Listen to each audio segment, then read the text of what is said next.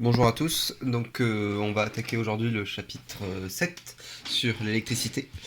Et donc avant de vous donner le cours, j'aimerais faire deux trois petites explications à l'oral. Donc en électricité, on reviendra un peu plus en détail sur comment ça fonctionne, mais en électricité, on aura deux choses majoritaires. Des objets hop, qui vont donner, alors, je mets des guillemets, hein, mais qui vont donner l'électricité, et d'autres qui vont la recevoir. Ce qui donne les objets donneurs, on aura donc ce qui va être une pile. Hein. La pile, c'est quelque chose qui apporte de l'électricité au circuit. On va avoir aussi, alors là, vous en avez pas à la maison, on en manipulera quand on se reverra, quelque chose qu'on va appeler un générateur.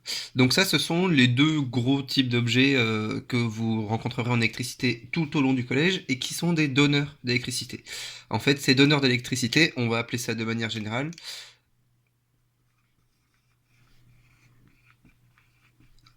ce sont des générateur, oui, exactement comme l'objet qu'on manipulera. Et ensuite, il y a tout ce qui va être receveur.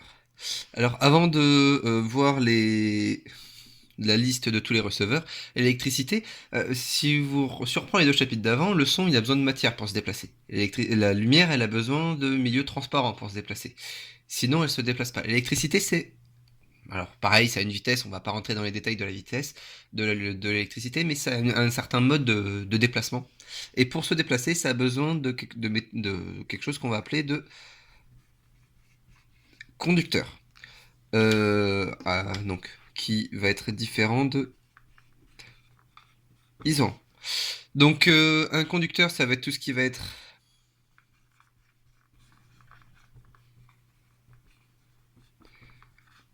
métallique, de l'eau salée par exemple.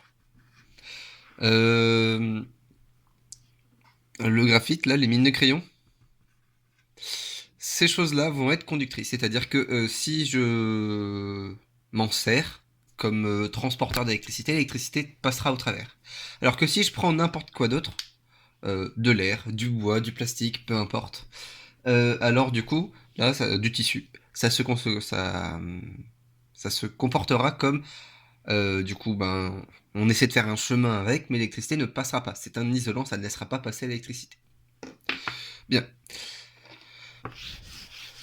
Alors, tout ça, là, parce qu'en fait, vous allez voir, il y a pas mal de nouveaux mots. En soi, ça va être assez simple, mais il y a pas mal de nouveaux mots. Donc, on a les générateurs, ceux qui donnent l'électricité au circuit, et les receveurs, les récepteurs, pardon, ceux qui reçoivent l'électricité du circuit.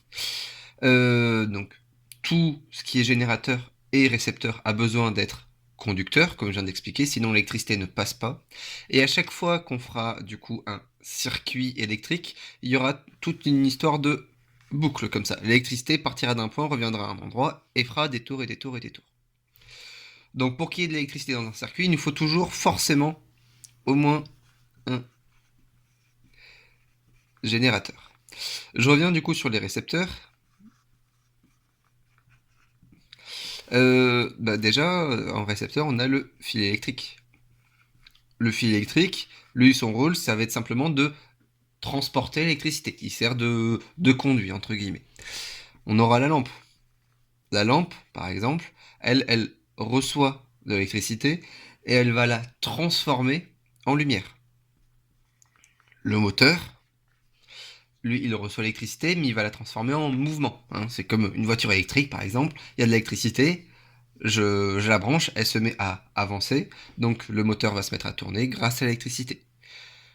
On verra du coup d'autres receveurs, mais globalement là on a fait à peu près le tour.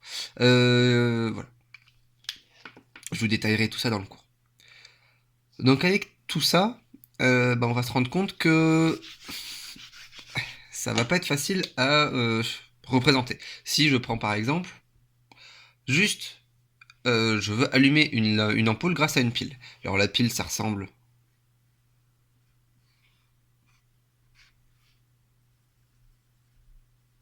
peu près à ça. Une ampoule.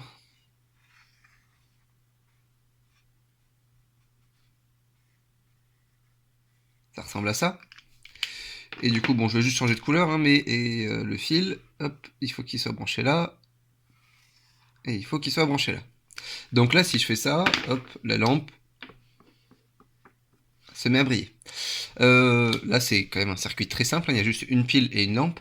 Et en fait, pour représenter ça, on va utiliser des choses que je vais vous donner dans le cours, du coup, des symboles. Donc on va représenter tous les éléments dont j'ai commencé à vous parler par des symboles beaucoup plus simples. Par exemple, l'ampoule, la lampe, hein, ça sera simplement un rond barré comme ceci. D'accord? Ça sera une lampe. C'est quand même beaucoup plus simple à représenter que ceci. Dernière chose pour cette vidéo, vous remarquez que la pile, je vais la brancher à deux endroits. L'ampoule, ou la lampe, à deux endroits. Comme je vous ai dit tout à l'heure, hein, en fait, dans un circuit électrique, ça va faire une sorte de boucle. Au cœur de la boucle, ici, on aura le générateur, qui est bien branché à deux endroits. Et ensuite, hop, je vais changer de couleur. Tout au long du circuit, on va mettre différents récepteurs qui vont recevoir l'électricité, fonctionner, par exemple la lampe va briller, le moteur va tourner, etc. Mais ils sont encore une fois branchés à deux endroits uniquement. Donc vu qu'ils ont deux endroits où on peut les brancher, on va appeler ça des bornes. Donc vu qu'il y a deux endroits pour les brancher, de bornes, on peut aussi appeler ça des pôles, hein, comme pôle nord, pôle sud. Alors du coup, tous les générateurs et récepteurs vont s'appeler des dipôles. 10 pour 2 et pôle parce que il y a bien deux côtés. La lampe, je peux la brancher d'un côté ou de l'autre. Voilà, donc ça c'est tout pour cette petite explication. Et ensuite, donc du coup, je vais vous laisser le cours avec toutes les schématisations et 2-3 explications.